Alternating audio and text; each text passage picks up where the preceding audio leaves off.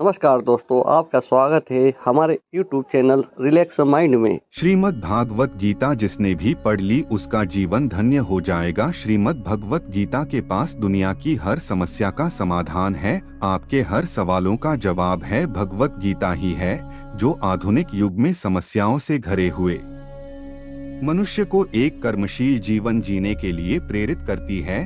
गीता ऐसे प्रेरणादायक संदेशों का महासागर है जो जीवन से निराश मनुष्य को आशाओं से भर देती है। श्रीमद् भगवत गीता एक माँ ऐसा ग्रंथ है जो मनुष्य को जीने का सही तरीका बताती है। गीता जीवन में धर्म, कर्म और प्रेम का पाठ पढ़ाती है। श्रीमद् भगवत गीता का ज्ञान मानव जीवन और जीवन के बाद का जीवन दोनों के लिए उपयोगी माना गया है। श्रीमद् भगवत गीता भगवान का श्वास है, हृदय है और भगवान की साक्षात मूर्ति है। गीता भगवान का प्रधान रहस्यमय आदेश है। ऐसी दशा में गीता का पालन करने वाला उन्हें प्राणों से भी बढ़कर प्रिय है। भगवत गीता में कुल 18 अध्याय हैं और 700 श्लोक है, जिसे सभी के लिए पढ़ पाना थोड़ा मुश्किल है। इसीलिए आज के इस बेहद ही खास वीडियो में हम श्रीमद् भगवत गीता के 111 विचारों के बारे में बात करने वाले हैं, जिन्हें जानकर आपका जीवन पूरी तरह से बदल जाएगा।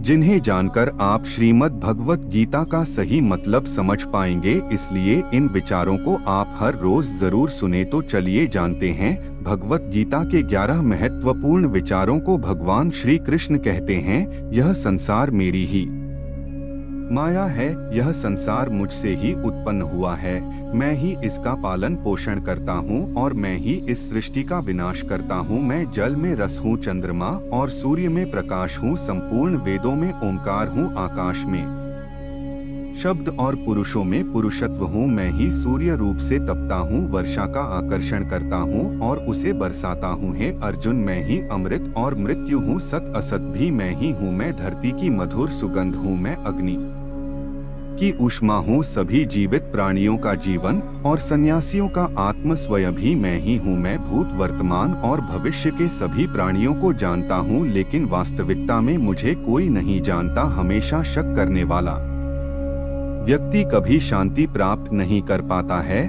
वह ना तो इस लोक में धन, ऐश्वर्य या यश की प्राप्ति कर सकता है और ना ही परलोक में स्वर्ग की प्राप्ति कर सकता है, क्योंकि जब तक मनुष्य किसी भी विषय में संशय युक्त रहता है तब तक वह उस विषय में सफलता नहीं पा सकता। इसलिए संदेह करने से बचे। हे अर्जुन, तुम्हारा क्या गया जो तुम रोते हो? तुम क्या लाए थे जो तुमने खो दिया? तुमने क्या पैदा किया था जो नष्ट हो गया? तुमने जो लिया यहीं से लिया, जो दिया यहीं पर दिया। जो आज तुम्हारा है कल किसी और का होगा, क्योंकि परिवर्तन ही संसार का नियम है और समय के साथ संसार में हर चीज परिवर्तन के नियम का पालन करती है।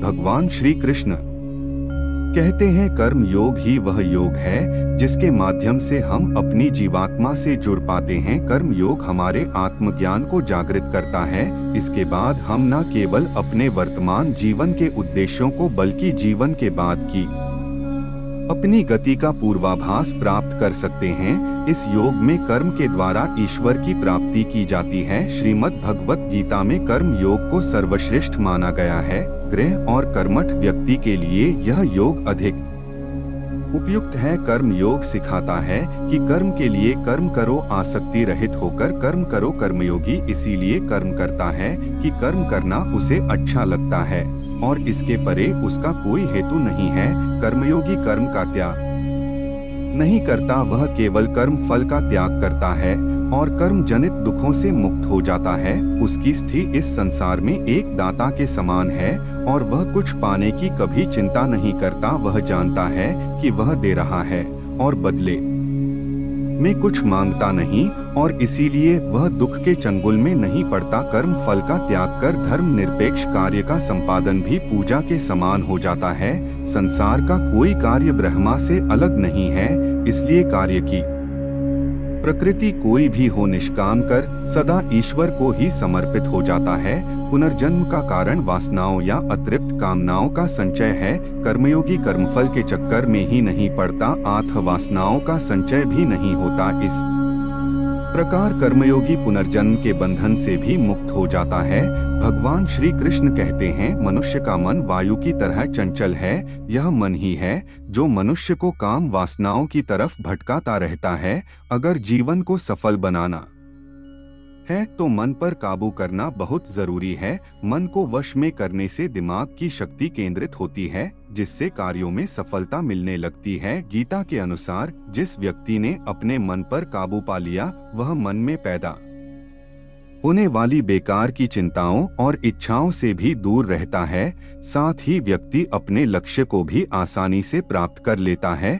अगर मन को वश में नहीं करोगे तो वह तुम्हारा सबसे बड़ा शत्रु बन जाएगा। भगवान कहते हैं, जो मनुष्य सुख और दुख में शांत रहता है, जिसके राग भय और क्रोध नष्ट हो गए हैं, जो मनुष्य शुभ और अशुभ वस्तु को पाकर ना प्रसन्न होता है और ना द्वेष करता है, जिन्होंने अपनी इंद्रियों को वश में कर लिया है, वह स्थिर बुद्धि मनुष्य मुनि के समान है। ऐसा मनुष्य स्थिर चित्त और इंद्रियों को वश में करके ज्ञान द्वारा परमात्मा को प्राप्त करके हमेशा संतुष्ट रहता है। क्रोध मनुष्य को नरक की ओर ले जाने वाला द्वार है।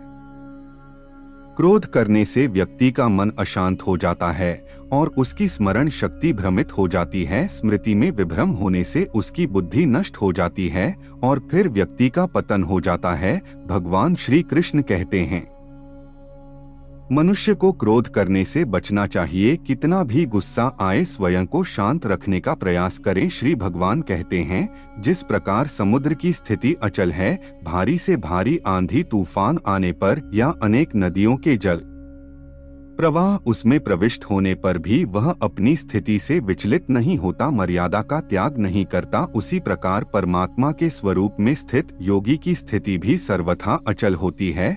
बड़े से बड़े सांसारिक सुख दुखों का सहयोग वियोग होने पर भी उसकी स्थिति में जरा भी अंतर नहीं पड़ता। वह योगी परमात्मा में नित्य निरंतर अटल और एकर स्थित रहता है। जो मनुष्य संपूर्ण कामनाओं को त्याग कर ममता रहित, अहंकार रहित और स्पृहा रहित होकर विचरण करता है, वही मनुष्य शांति को प्राप्त कर पाता है।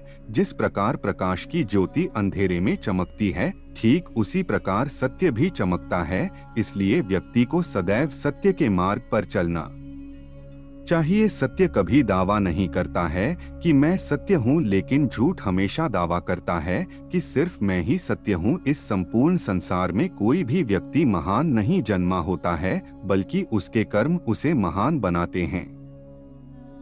सही कर्म वह नहीं है जिसके परिणाम हमेशा सही हो, अपितु सही कर्म वह है जिसका उद्देश्य कभी गलत ना हो। श्रेष्ठ पुरुष जैसा आचरण करता है, अन्य पुरुष भी वैसा ही आचरण करते हैं। वह जो कुछ प्रमाण देता है, समस्त मनुष्य समुदाय उसी के पद चिन्हों पर अपने रास्ते चुनता है। इसलिए सज्जन व्यक्तियों को सदैव अच्छा व्यवहार करना चाहिए। जो मनुष्य ईश्वर में श्रद्धा नहीं रखते, वह अज्ञानी मनुष्य जीवन में कभी भी सुख शांति और सफलता को प्राप्त नहीं कर पाते। ऐसे मनुष्य की बुद्धि विपरीत हो जाती है। वे लौकिक और पारलौकिक सब प्रकार के सुख साधनों को विपरीत ही समझने लगते हैं। इसी कारण वे विपरीत आचरण में प्रवृत्त हो जाते हैं। इसके फल स्वरूप उनका इस लोक में और परलोक में पतन हो जाता है। वे अपनी वर्तमान स्थिति से भी भ्रष्ट हो जाते हैं और मरने के बाद उनको अपने कर्मों का फल भोगने के लिए सुकर, कुकरर आदि नीच योनियों में जन्म लेना पड़ता है या घोर नरक में पड़कर भयानक यातनाएं भोगनी पड़ती है। भगवान श्री कृष्ण कहते हैं, जो मनुष्य अपने कर्तव्यों का पालन करते हुए विपरीत परिस्थितियों में भी अपने धर्म के मार्ग पर अडिग रहता है और उसके कारण अगर उसकी मृत्यु भी हो जाती है, तो वह मृत्यु भी उसके लिए परम कल्याण का बन जाता है और उस मनुष्य को स्वर्ग की प्राप्ति होती है। हे अर्जुन, मेरे और तुम्हारे बहुत से जन्म हो चुके हैं, उन सबको तू नहीं जानता, किंतु मैं जानता हूँ। मैं अजन्मा और अविनाशी हूँ। मैं समस्त प्राणियों का ईश्वर होते हुए भी अपनी प्रकृति को अधीन करके अपनी योग माया से प्रकट होता रहता हूँ। जब जब इस धरती पर धर्म की हानि और अधर्म की वृद्धि होती है, तब तब अधर्म का विनाश और धर्म की पुनर्स्थापना हेतु मैं अपने एक नए रूप को रचता हूँ और लोगों के सम्मुख प्रकट होता रहता हूँ। मनुष्य मेरी जिस भी रूप की पूजा करते हैं, मैं भी उनको उनकी भावना के अनुसार उसी रूप में दर्शन देता हूँ। मनुष्य जिस जिस भाव से मेरी उपासना करते हैं, मैं उनके उस भाव का ही अनुसरण करता हूँ। जो मेरा चिंतन करता है, उसका मैं चिंतन करता हूँ। जो मेरे लिए व्याकुल होता है, उसके लिए मैं भी व्याकुल हो जाता हूँ। जो मुझे अपना सर्वस्व अर्पण कर देता है, मैं भी उसे अपना सर्वस्व अर्पण कर देता हूँ। इस मनुष्य लोक में सांसारिक भोग के लिए लोग इंद्र आदि देवताओं की उपासना करते हैं, क्योंकि देवताओं का पूजन करने वालों को उनकी उपासना का फल तुरंत मिल जाता है। लेकिन मैं ऐसा नहीं करता हूँ। मेरे भक्त यदि सकाम भाव से भी मेरा भजन करते हैं, तो भी मैं उनकी उसी कामना को पूर्ण करता हूँ जिसकी पूर्ति से उनका विषयों से वैराग्य होकर मुझ में प्रेम और विश्वास बढ़ता है। इसीलिए सांसारिक मनुष्यों को मेरी भक्ति का फल शीघ्र मिलता हुआ नहीं दिखता है, और इसलिए वे मंद बुद्धि मनुष्य कर्मों का फल शीघ्र प्राप्त करने की इच्छा से अन्य देवताओं का ही पूजन किया करते हैं। इंसान हमेशा अपने भाग्य को कोसता है, यह जानते हुए भी कि भाग्य से भी ऊंचा उसका कर्म है, जो उसके स्वयं के हाथों में है। जो हुआ वह अच्छा हुआ, जो हो रहा है वह भी अच्छा हो रहा है, जो होगा वह भी अच्छा ही होगा। जो बीत गया उसका तुम पछतावा ना करो और भविष्य की चिंता भी ना करो, अभी तो वर्तमान चल रहा है। जो पुरुष ना किसी से द्वेष करता है और ना किसी चीज की आकांक्षा करता है, वैसा कर्मयोगी पुरुष सन्यासी के समान है, और वह पुरुष सुखपूर्वक संसार बंधन से मुक्त हो जाता है। ना तो मैं किसी के भाग्य का निर्माण करता हूँ और ना ही किसी के कर्मफल का निर्माण करता हूँ। मनुष्य अपने द्वारा किए कर्मों का ही फल भोगता है और उसी से उसके भाग्य का निर्माण होता है। मनुष्य स्वयं ही अपना मित्र है और स्वयं ही अपना सबसे बड़ा शत्रु भी है। ज्ञानी मनुष्य कर्मयोग या भक्ति योग से एक ही जन्म में इस समुद्र रूपी संसार से निकलकर परमात्मा को प्राप्त कर लेता है, और अज्ञानी मनुष्य काम क्रोध लोभ मोह में फंसकर 84 लाख योनियों में भटकता रहता है। भगवान श्री कृष्ण कहते हैं, भगवत प्राप्ति के ये कर्म करने वाला कोई भी मनुष्य दुर्गति को प्राप्त नहीं होता है। इस लोक में या परलोक में वह जहाँ भी रहता है, वह परमात्मा के मार्ग में आगे ही बढ़ता रहता है।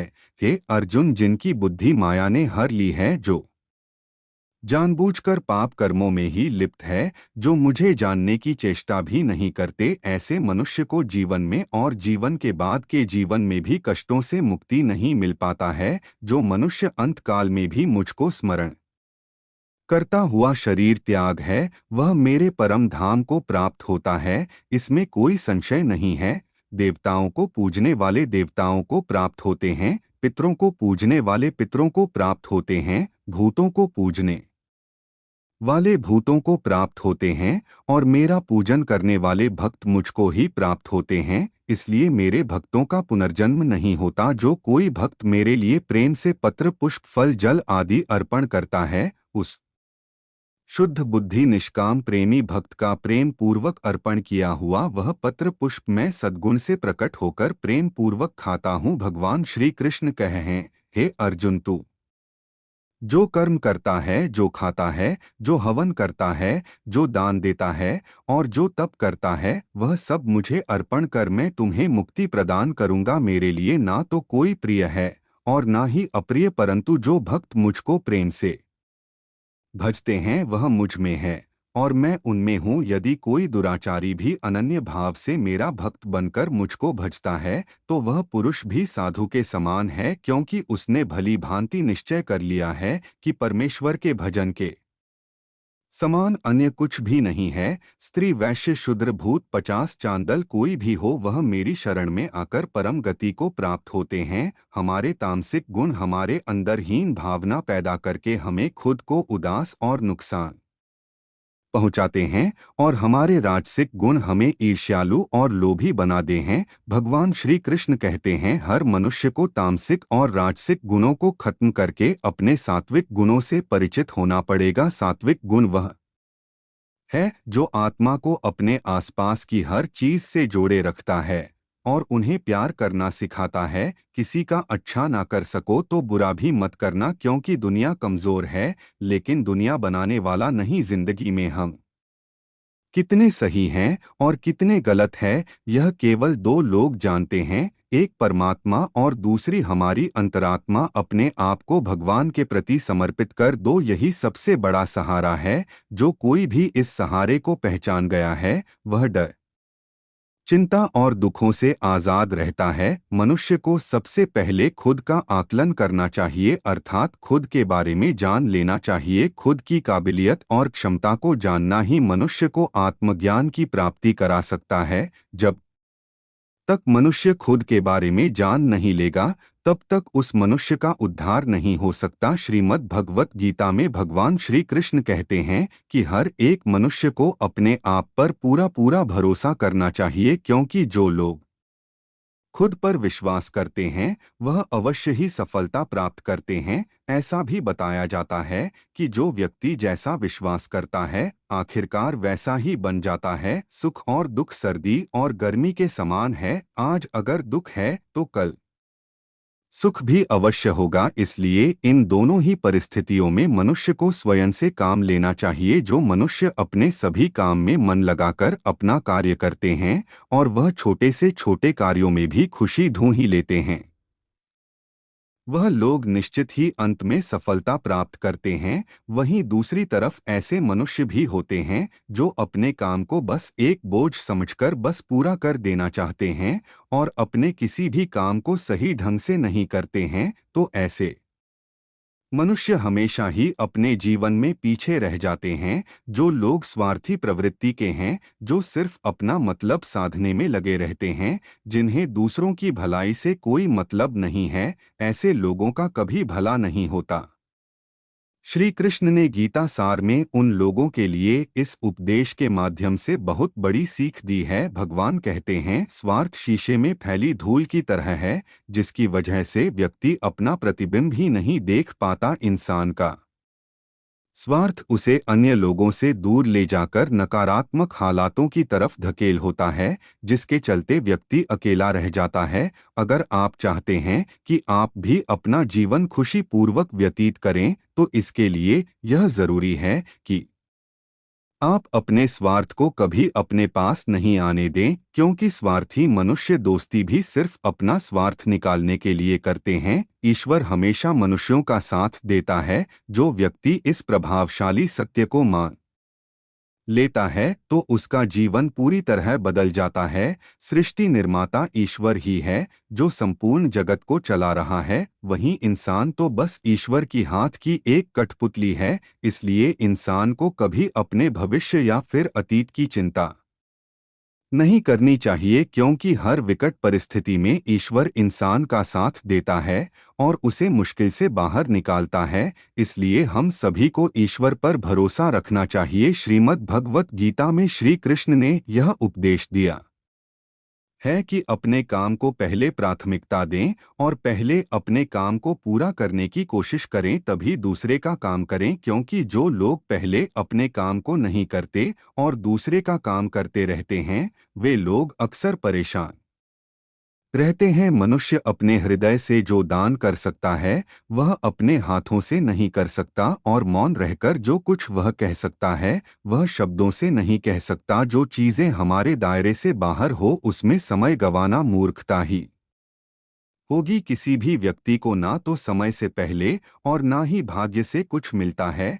लेकिन उसे पाने के लिए सदैव प्रयत्नशील रहना चाहिए। जो मनुष्य मेरे पर मन लगाते हैं, मेरी भक्ति करते हैं, मैं उनको वह सब कुछ प्रदान करता हूँ जो उनके पास नहीं है, और जो उनके पास है, मैं उनकी रक्षा भी करता हूँ। इसलिए यह बहुत जरूरी है कि हम अपने बुरे वक्त में परमात्मा पर भरोसा रखें। भगवान श्री कृष्ण कहते हैं, कितना भी बुरा वक्त आ जाए, कभी विचलित नहीं होना चाहिए, बल्कि टकर उसका सामना करना चाहिए। क्योंकि इस संसार का नियम है, जो आया है उसे दुख का सामना करना पड़ेगा। रोने से और चिंता करने से कोई फायदा नहीं होने वाला है, बल्कि इससे दुख और बढ़ेगा। जीवन में आगे बढ़ने के लिए और अपनी अलग पहचान बनाने के लिए यदि आपको क्रांतिकारी भी बनना पड़े तो इससे पीछे ना हटे। कहने का सीधा मतलब यह है कि ज़रूरत के हिसाब से खुद में बदलाव करें और समाज के बारे में ना सोचते हुए अपने काम पूरे करें। जीवन में दोस्तों की भूमिका बहुत अहम होती है। सच्चे दोस्तों की पहचान हमेशा मुश्किल वक्त में ही होती है। जिस तरह भगवान कृष्ण ने पांडवों के मुश्किल वक्त में उनका साथ दिया था, वैसे ही आपको भी अपने दोस्तों का साथ देना चाहिए। इसके साथ ही आपको ऐसे ही दोस्त बनाने चाहिए जो आपके मुश्किल वक्त में आपके साथ खड़े रहे। जीवन में हार जीत लगी रहती है, लेकिन सफलता सिर्फ उसी व्यक्ति को मिलती है जो अपनी गलतियों और हार से सीख लेकर आगे बढ़े। हार कर निराश होना किसी भी समस्या का हल नहीं है। किसी भी परिस्थितियों से लड़ने के लिए उसके लिए एक बेहतर रणनीति बनाना बहुत जरूरी है। बिना रणनीति के आप हर मोर्चे पर कामयाब नहीं हो पाएंगे। यदि पांडव भी श्री कृष्ण द्वारा बनाई गई रणनीति का पालन नहीं करते तो शायद कौरवों के खिलाफ हुए युद्ध में उन्हें जीत नहीं मिलती। यदि कोई साधक किसी कारणवश अपनी साधना में सफल नहीं हो पाता तो भगवान उसकी अधूरी साधना पूरी करने के लिए फिर से शुद्ध श्रीमंत के घर में जन्म देते हैं। हे धनंजय, मेरे सिवाय इस जगत का कोई दूसरा कारण नहीं हो सकता। मैं ही इस संपूर्ण संसार का महा कान हूँ। जैसे मोती सूत के धागे की माला में पिरोए हुए होते हैं, वैसे ही यह संपूर्ण जगत मुझ में ही ओतप्रोत है। यह संसार मुझसे ही उत्पन्न होता है, मुझ में ही स्थित रहता है और मुझ में ही लीन हो जाता है। कहने का तात्पर्य यह है कि भगवान के सिवाय संसार की स्वतंत्र सत्ता नहीं है। सत, रज और तम, इन तीनों गुणों से युक्त मेरी माया को पार कर पाना असंभव है। मनुष्य मेरी इस माया में चिपके रहते हैं और भोग संग्रह की इच्छा छोड़ नहीं पाते। मनुष्य अपने को कभी सुखी और कभी दुखी, कभी समझदार और कभी बेसम, कभी निर्बल और कभी बलवान आदि मानकर मेरी इस माया में तल्लीन रहते हैं। परंतु जो मनुष्य मेरे शरणागत हो जाते हैं वे मेरी इस माया को आसानी से पार कर जाते हैं, क्योंकि उनकी दृष्टि केवल मेरी तरफ रहती है। वे मेरी माया में नहीं फंसते हैं। भरत श्रेष्ठ अर्जुन, पवित्र कर्म करने वाले मेरे 4 प्रकार के भक्त मेरा स्मरण करते हैं। पहला है आर्थ भक्त, अर्थात दुख से निवृत्ति चाहने वाले भक्त। दूसरा है अर्थात ही भक्त, अर्थात धन संपदा चाहने वाले भक्त। तीसरा है जिज्ञासु भक्त, अर्थात केवल मुझे जानने की इच्छा वाले भक्त। और चौथा है ज्ञानी भक्त, अर्थात मुझे ज्ञान सहित जानने वाले भक्त। आइए इसको थोड़ा समझ ले। आर्थ भक्त वह है जो प्राण संकट आने पर संकट दूर करने के लिए केवल भगवान को पुकारते हैं। कष्ट का निवारण केवल भगवान से ही चाहते हैं, दूसरे किसी से नहीं। वे अर्थ भक्त कहलाते हैं। आर्थ भक्तों में द्रौपदी और गजेंद्र का दृष्टांत ठीक नहीं लगता है, क्योंकि इन दोनों ने अपनी रक्षा के लिए अन्य उपायों का भी सहारा लिया था। शीर हरण के समय जब तक द्रौपदी भी पितामह और 5 पांडवों पर भरोसा करती रही तब तक वह रोती बिलखती और कष्ट पाती रही, परंतु जब सब सहारा छोड़कर अनन्य भाव से प्रभु को पुकारा तब प्रभु ने उसकी लाज बचाई। ऐसे ही गजेंद्र ने जब तक दूसरे हाथियों और हथेनियों का सहारा लिया, अपने बल का सहारा लिया, तब तक वह कई वर्षों तक ग्राह से लड़ता रहा और दुख पाता रहा। सब सहारा छूटने के बाद जब उसने ओम नमो भगते कहकर हरि को पुकारा तब भगवान ने तुरंत आकर ग्राह का मुंह फाड़ दिया और गजेंद्र का उद्धार किया। आर्त भक्तों में अभिमन्यु की पत्नी उत्तरा का दृष्टांत सही लगता है, कारण कि जब उस पर आफत आई तब उसने भगवान श्री कृष्ण के सिवाय किसी दूसरे उपाय का सहारा नहीं लिया।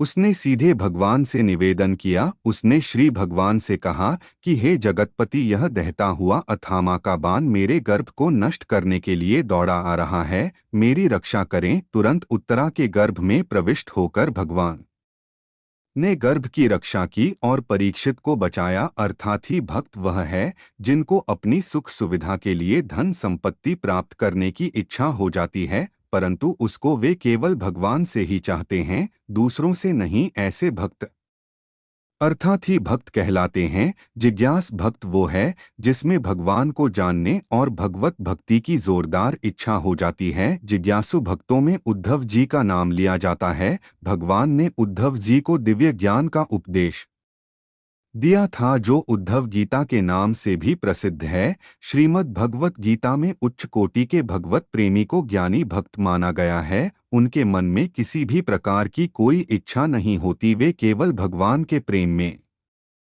ही मस्त रहते हैं। प्रेमी भक्तों में गोपियों का नाम प्रसिद्ध है। गोपियों ने अपने सुख का त्याग कर प्रियतम भगवान के सुख को ही अपना सुख माना था। ज्ञानी अर्थात प्रेमी भक्त भगवान से कुछ नहीं चाहता, इसलिए वह भगवान का सर्वश्रेष्ठ भक्त है। कान्हा कहते हैं, मैं ना तो तुम्हारी महंगी भेंट से प्रसन्न होता हूँ और ना ही दिखावटी दान दीक्षा से। अगर मेरे मन को जीतना है तो मुझे प्रेम से पुकारो, मैं हाजिर हो जाऊंगा।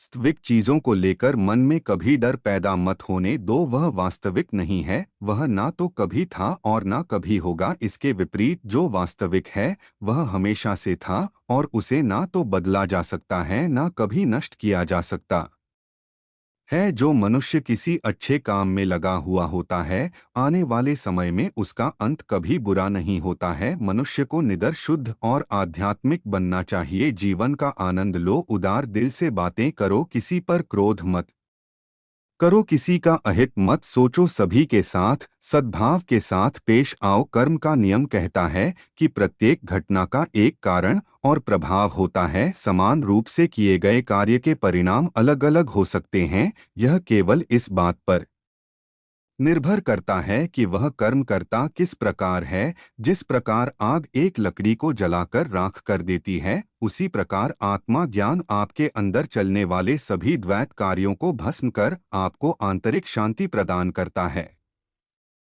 भगवान पर विश्वास उस बच्चे की तरह करो जिसे हवा में उछालो तो वह हंसता है। वह डरता नहीं है क्योंकि वह जानता है कि आप उसे गिरने नहीं दोगे। दुनिया में हमारे सामने चाहे जो परिस्थिति आ जाए, एक काम करना, अपने जीवन को ऊपर वाले को सौंप देना। इस मनुष्य लोक में कर्मों के फल को चाहने वाले लोग देवताओं का पूजन किया करते हैं, क्योंकि उनको कर्मों से उत्पन्न होने वाली सिद्धि शीघ्र मिल जाती है। ब्राह्मण, क्षत्रिय, वैश्य और शूद्र, इन चार वर्णों का समूह गुण और कर्मों के अनुसार मेरे द्वारा रचा गया है। इस प्रकार उस सृष्टि रचना द कर्म का कर्ता होने पर भी मुझ अविनाशी परमेश्वर को तू वास्तव में अक्ता ही जान। कर्मों के फल में मेरी स्पेह नहीं है, इसलिए मुझे कर्म लिप्त नहीं करते। यहाँ श्री भगवान के कहने का भाव है कि कर्म करो लेकिन फल की इच्छा से नहीं, बस अपना कर्म करते जाओ और आगे बढ़ते जाओ। पूर्व काल में पूर्वजों ने भी इस प्रकार मेरे बताए अनुसार ही कर्म किए हैं और मोक्ष प्राप्त हुए हैं। इसलिए अगर तू भी मोक्ष को पाना चाहता है तो पूर्वजों द्वारा सदा से किए जाने वाले कर्मों को ही कर, जिसकी आसक्ति सर्वथा नष्ट हो गई है, जो अपने देह पर अभिमान नहीं करता और जो ममता से रहित हो गया है, जिसका चित्त निरंतर परमात्मा के ज्ञान में स्थित रहता है। वैसा कर्मयोगी अपना कर्म यज्ञ की तरह करता है और मोक्ष को प्राप्त होता है। जो अपना सब कुछ परमात्मा को अर्पित कर देता है, जिसके लिए परमात्मा ही सब कुछ है, जो अपने हर कर्म में परमात्मा को देखता है और हर कर्म परमात्मा के लिए करता है, वैसा कर्मयोगी मोक्ष का अधिकारी होता है। जो मनुष्य मुझसे परम प्रेम करके इस परम रहस्य युक्त गीता शास्त्र को मेरे भक्तों में कहेगा, वह मुझको ही प्राप्त होगा, इसमें कोई संदेह नहीं है। उससे बढ़कर मेरा प्रिय कार्य करने वाला मनुष्य में कोई भी नहीं है, तथा पृथ्वी भर में उससे बढ़कर मेरा प्रिय दूसरा कोई भविष्य में होगा भी नहीं। जो मनुष्य श्रद्ध युक्त दोषों से रहित होकर इस गीता शास्त्र का श्रवण भी करेगा, वह भी सभी पापों से मुक्त होकर मेरे परम धाम को प्राप्त होगा। आप भी श्री कृष्णा जी के परम भक्त हों तो कमेंट में जय श्री राधे लिखना ना भूलें। जय श्री कृष्णा, जय श्री राम।